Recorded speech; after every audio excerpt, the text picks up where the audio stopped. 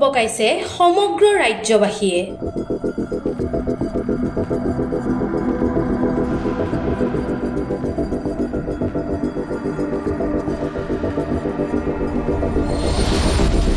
উজনিৰ পৰা নামনিলৈ পানীৰ তলত বুৰ গৈছে অসমৰ প্ৰায়বোৰ জিলা।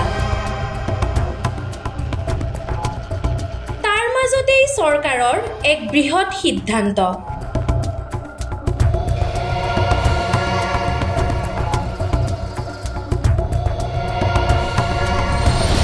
এক বিভীষিকাময় পৰিৱেশে বিৰাজ কৰিছে বানাক্ৰান্ত ৰাজ্যবাসীৰ মাজত।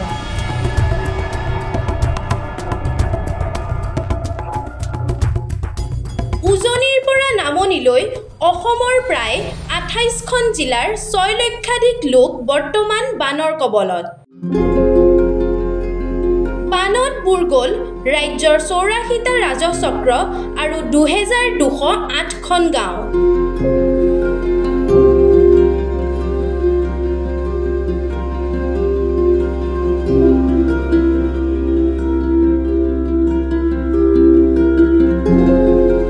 ক্ষতিগ্ৰস্ত প্ৰায় ২৬,০০০ হেক্টৰ কৃষিভূমি সহ ৪ লক্ষাধিক পশুধন।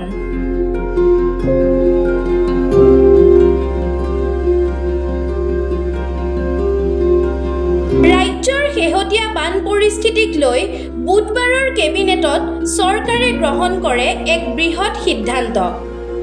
৩ দিনৰ বাবে অসম চৰকাৰৰ মন্ত্ৰীসকলে বাহৰ পাতিব বানত প্ৰভাৱিত বিভিন্ন জিলাসমূহত। নিৰ্ধাৰিত জিলাসমূহৰ বান প্ৰভাৱিত অঞ্চলত বিপদাশংকাত থকা প্ৰতিঘৰ মানুহৰ ক্ষয়-ক্ষতিৰ বুজ ল'ব মন্ত্ৰীসকলে।